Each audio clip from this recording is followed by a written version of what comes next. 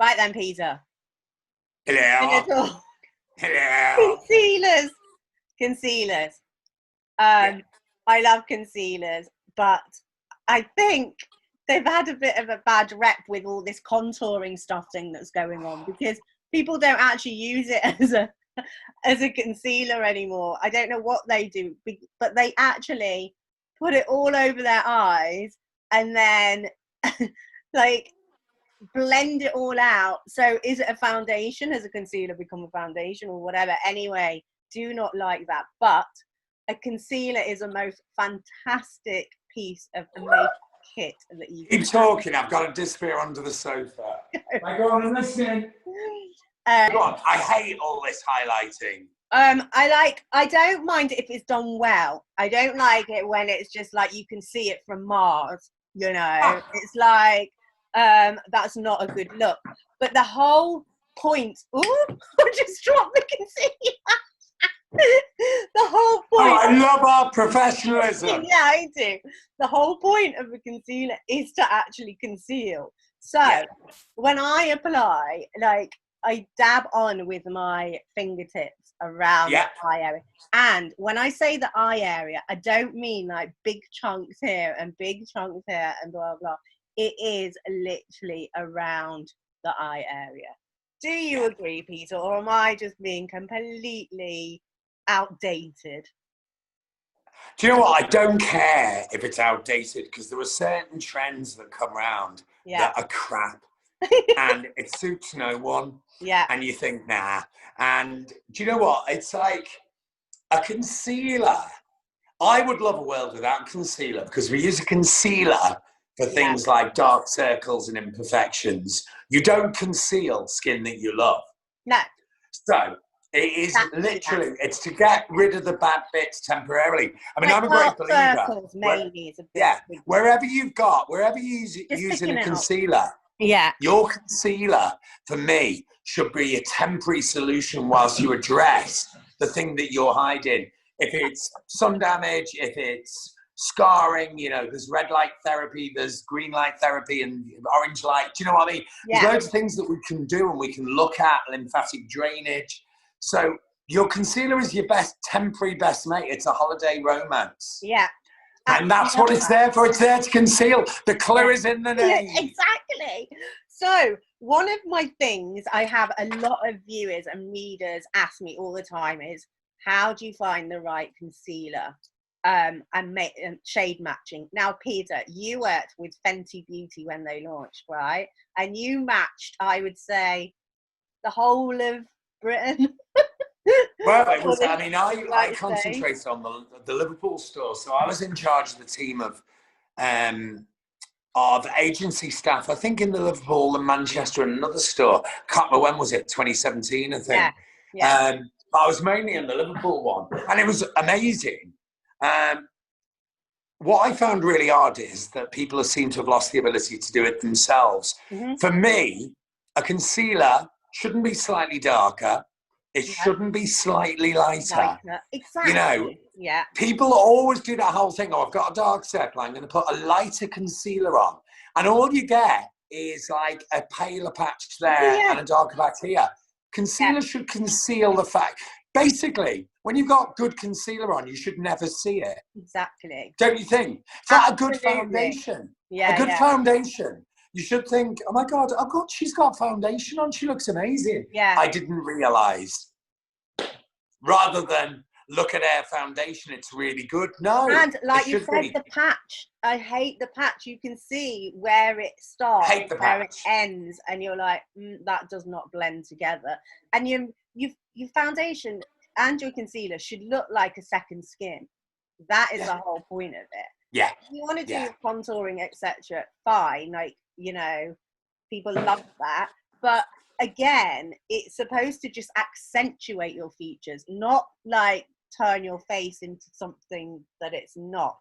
So horrendous. Anyway, people look like C3PO on crack. Horrendous. Hate it. Luckily, it's slightly going out of fashion. I hate baking too. Have you seen the whole baking thing as well? It's just, what is vile. But anyway. Do you know what, as my mum would say, you look common. And we're all about enhancing your natural beauty, especially over the ages of like 40. It's like embrace all your lines. They've got a story to tell, for God's sake. You know what? We're here. We're alive. Yeah, that's true. Yeah. So basically, enhance your natural beauty. Now, Peter, any top tips that you do have for shade matching? Because isn't it to do with your undertones and things like that? Yeah, well, what I would say is, you know, I mean, you know, if you've got a lot olive skin, or if I mean, you know, if you've got very porcelain skin, you're not going to want anything with a yellow tone underneath it. Exactly. You know, but don't be too hung up on that. And it is difficult these days because of the way that of department stores being closed, and you know, us doing a lot of shopping online. The time to look at any concealer or any foundation or anything that is there to look natural is daylight. Yeah. I cannot stress, whether it's a daylight mirror that you have with you, or maybe even like a daylight app on your phone for you to try. Yeah. So, shut up, Maud. That's my dog. Maud agrees. For me, you talk for a second. I've got a mad dog. I think Maud agrees with you. But yeah, natural light. So even when I'm going out, and you know, when you get ready later on at night and you have your light on, I will always go to the biggest window in the house or the flat, wherever it is, and just check the angles to make sure that my foundation is blended in and my concealers are blended in, and it all just looks seamless and flawless. Yeah, I mean, what I had when I launched Fenty, there were no concealers. Yeah, just the foundation and some blushes. And I had loads of girls, and they'd come in, they go, I want to go a shade darker. And I went, no. I was like, I'm going to match your skin, and then you add your glow. You add your glow with your powder bronzer. You add your glow with this. You don't add your glow with a foundation. It will look too block. Yeah, exactly. And it will look really false. Unfortunately, the false look is in. But you know what? I think for like our viewers, our age, we don't want that look. No. We just want to, like I said, enhance our natural beauty rather than transform our complexion. So what are your favourite concealers then? So I have 3. Go on then. Right, so by Terry. Love by Terry. And what's brilliant is she was a founder of, she actually helped create YSL Touche Éclat. So she knows her stuff. But the beauty of By Terry is that her strapline was that she wanted to create a makeup range that did enhance natural beauty. And her ingredients are superior. So it's makeup infused with the best skincare benefits that you can ever get. So if you're concerned about fine lines, wrinkles, not only will you get the perfect concealer finish, you'll also know that it's doing good for your skin. Yeah, I love By Terry. And they're beautifully packaged. And you talk about Fenty. Fenty. It's a good price, that one, isn't it, the Fenty? Yeah, and it's not only that, what I love is the diversity of colours. I mean, I think there's about 40-something shades. So. Just shy of 50 foundations. Yeah. Is it 49 or something? But anyway, I think it's 49. Yeah. But it gives you, I like this one for when I'm going out as well, because it gives that little bit more coverage, higher coverage. So, you know, when you're going out and you're taking pictures with your friends, don't want to say the whole selfie thing, but you do take pictures with your friends when you're out. And this one just looks nice, and the coverage is superior. Again, a little bit, people, just a little bit dabbed around the eyes. Yeah. And then for every day, my forever friend, the Diorskin Forever Undercover Concealer. Can't ever really go wrong with a bit of Dior. No, exactly. Now, you're going to tell me something, aren't you? Because you've got a favourite concealer. I'm every cliche. My favourite concealer at the moment is one that a friend sent me as a joke. Right. Because they know how much I admire this fashion and beauty icon. Okay. Dame Joan Collins. Oh, fantastic. She has a range called Perfect Beauty. It's online only at the moment. It was with QVC, and for whatever reason, it's not there anymore. Right. It's certainly got nothing to do with the quality. What I will say is apparently a lot of people were we're put off by the fact that Dame Joan is in her late 80s. And that angers me, because rather than thinking, wow, she looks amazing. An amazing woman. Yeah, yeah.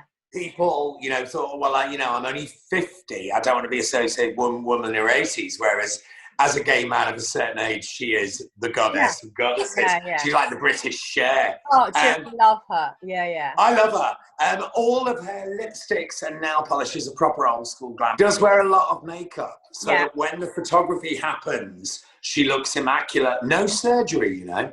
That's brilliant. I love that.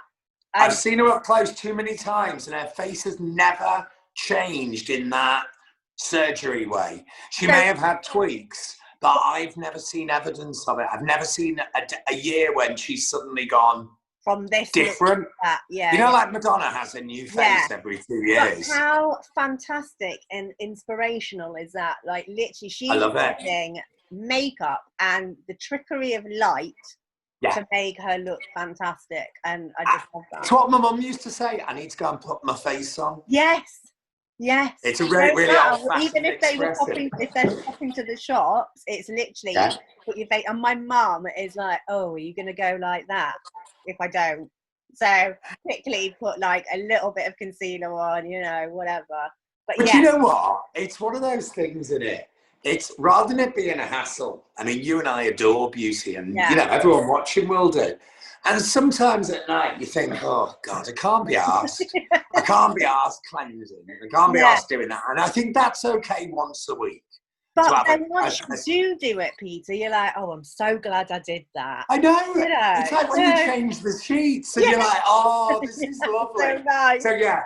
And I think particularly with like lockdown, I think we've all got a bit lazier. Oh, yeah. And you know what? It's so nice to put on like a really nice ironed shirt and some nice jeans and a pair of actual shoes and not have trainees or slippers on. Or I iron my socks. Do you? No. You have too much time. No, I don't. Do you have servants, really? I've seen your wardrobe. I mean, not wardrobe. I've seen your wallpaper. It looks like Downton Abbey there. Yes, concealers. Amazing piece of kit, a makeup kit, if done properly. So, the top tip out of this whole thing is shade match in the natural light. Do it in daylight. And use as little as possible. Yep. Dab around the eye area. Don't use it as like a secondary to a foundation. And also, it's all right to have a few, like, do a bit of a concealer wardrobe that is good for, like I've said, Fenty, good for going out. Dior, and by Terry skincare benefits. So the way I always see it is you don't have one set of clothes, do you? Exactly. You know what? You don't have one meal that you have every day. Just because we have breakfast, lunch and dinner doesn't mean we eat the same food. You know what? It's fun to change. Exactly. You know what? If you can find one in like the Body Shop, which I also adore, or Maybelline Grace. Yeah, or NYX. You know, as your little daytime one, NYX, brilliant, bargain. You know, but then you've got your Chanels and your Diors and your by Terry when you want to feel brilliant. Exactly, which is everything. Exactly, dear. Love it, Peter. Thank you so much